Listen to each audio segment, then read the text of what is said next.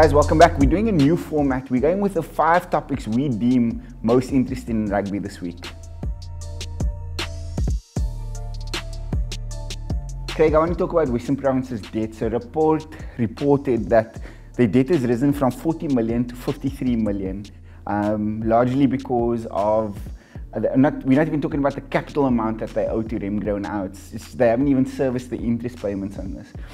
Further in the report, it says that in the next 3 years, it could skyrocket to 80 million rand. For me, it's criminal that a franchise or union in our rugby market in Cape Town here, with such a dedicated and faithful supporter base, the options for innovations in terms of the product offering, and just the potential that lies in this region for a rugby franchise like that.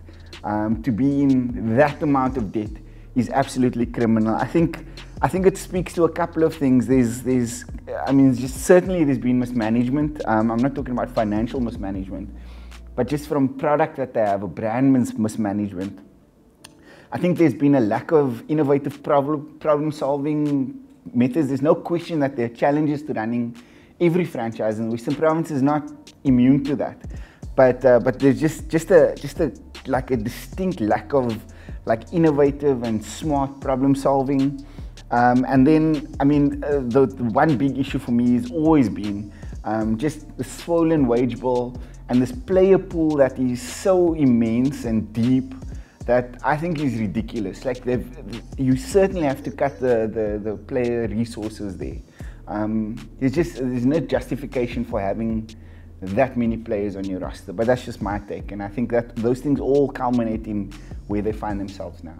Yeah, I think just very quickly on that, it's just it's really unfortunate that, and such an indictment of that franchise, that we've got to this point where the financial troubles run so deep. It's an absolute sinkhole. So they're going to have to find some miracle solution, because it's a union and a franchise that shouldn't be where it is. So whether that solution is going to come in having to move stadiums to the Cape Town Stadium, or to find investors like the Kings have done, and that's almost where it's getting to a point where they are desperate for someone to now provide an injection of money, and perhaps that is something that they'll have to look at if they are to get back into the green. So you and I are on the same page. Private ownership is the way forward for them. Yeah, and I've done a big thing in the latest issue of the SARugbymag magazine, speaking about private ownership. It's now at a 74% stake that you can have.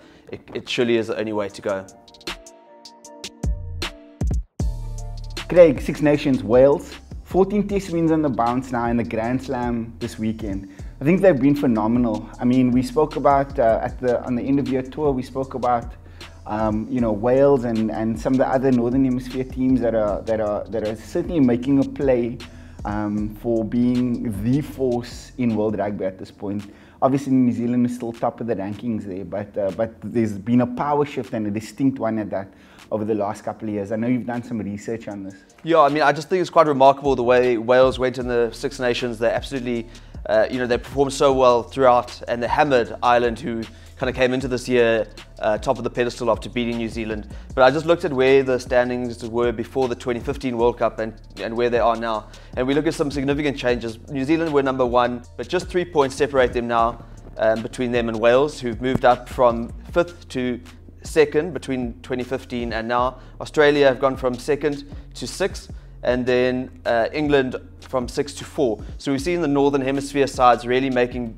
great strides. Wales, England, Ireland, top contenders probably at a 2019 World Cup that will be really open, and probably more open than we've seen for quite a while. You know what I liked about the way they played as well? So they were the joint lowest try scorers in the competition.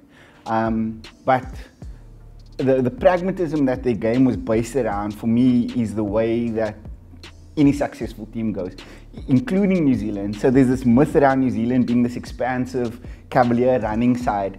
When the converse is true, they're quite pragmatic in their approach, but their ability to create pressure and to capitalize on your errors is immense. And so for me, it brought me great joy to see the way they played. Do you think they're contenders in the World Cup coming? I think they have to be, just based on what they've done. It's all going to be about how, if they can maintain it and ensure that they peak at the World Cup, rather than this having been their mini World Cup performance. But 14 matches unbeaten, that says everything.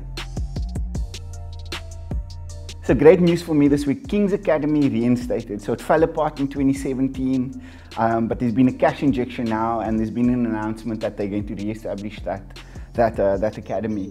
It's so critical for me because, again, that's the heartland of black rugby in South Africa. And you've done pieces, and I've seen some of the other lads from SARugbymag do pieces around the players that have moved away from that region that are now starting at other franchises around the country. So, in theory, I think it's a great move. I want to see how this plan pans out. Look, there's no question that the franchise has been dogged by financial mismanagement in the past, just general incompetence. And my greatest hope is that doesn't happen, because there's a massive catchment area there of great, especially black rugby talent that can be nurtured and developed. And in the context of where we're wanting to take this game from a transformation perspective, that region is critical for us. And so I'm encouraged that they've re-established that academy. But I just hope that this time that they can make it stick. Yeah, I'm very optimistic. I mean, I chatted to one of the consortium members, Rory Steer, who's one of 5 proper businessmen who have Kings and PE interests really at heart. He spoke very positively about what they're going to do there and the plans that they have. Guys with business acumen who are literally going to run that franchise like a business and put money in the best way forward to retain players, to ensure they have a strong group of players, and then, as we mentioned, to get an academy up and running again, to ensure that there's a feeder system to the Kings who they want to eventually, in a long-term plan, to win the Pro 14. We've heard grand promises being made down there before that haven't really come to fruition, but there's real investment now, a full 74% stake that these 5 businessmen have got into that franchise. That can only be a good thing. When you talk about the Nations Cup this week, Yuri Roo said, or last week, Yuri Roo said that it has appeal. So, like, I'm intrigued by the concept of it, and I'm attracted to this idea that we can see the elite teams in World Rugby playing each other every year, but that can't come at the expense of player welfare. Look, I'm still like there's still so many like conflicting kind of reports and feelings coming from all different parties around the world. Last week or the week before that, Johnny Sexton weighed in, and his concern again was driving it home that this competition has an appeal for the players, but it can't come at the expense of their welfare. And I'm on the same page as that. And I just don't know how they will structure a global rugby season to accommodate it. I hope they can find a solution, and I hope that that solution takes into account as a primary consideration player welfare. Yeah, I think from my side, it's really a difficult concept to even get your head around, because it's changing almost every day. There were initial reports about the emerging nations being left out in the cold, but that's now changed in terms of them saying that there will be promotion, relegation, that sort of thing. There are definitely pros and cons. The things that I do like about it are certainly the fact that World Rugby are determined to move with the times. They want to be innovative and to change the way the game is run, and that can only be a good thing in the sense that we've been reporting on the game for a number of years, and there are elements that have become very stale. I think the fact that they're looking to really make a big shift in the world game and shake things up, I think that principle alone is a good one, and now they just need to get all the finer details ironed out. And finally, I want to end on a contentious issue, and some guys out there might say it's kind of like a snowflake mentality, but this Crusaders name change, it was something that was floated, and there were some considerations. It emerged from the Crusaders franchise that they would consider something like that, especially in light of the horrific attacks this weekend. That they would consider this name change. So for me, I mean, I wrote a piece about this a couple of years ago. It's a no-brainer for me. The association between the Crusaders and what that relates to in a historical context, the Crusaders' violent taking of land from its rightful owners because of religious kind of convictions and beliefs. For me, it's just crazy that a team like would want to be associated with an era like that. And look, I mean, they may have different reasons for why they call the Crusaders, but the association there is clear for everyone that has even the smallest inkling about the historical kind of context of that word.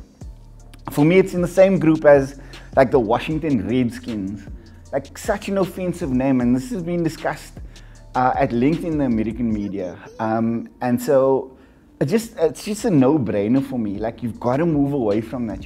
There's no question that you've got to do that. Yeah, and I understand the Crusaders have said they're quite receptive to considering the name change, and now obviously it's a period of mourning, and then they're going to really look at it seriously. And I was quite unaware of just how serious the connotations are back, to those religious wars that killed so many. And really, it's something that surely should be considered, and why not? Considering where the attacks happened in Christchurch, which is the home of the Crusaders, it's in bad taste in a way to not actually have this conversation, and for sure make the change. There can be nothing wrong with it. It would be a great way to be proactive and to honour those that lost their lives.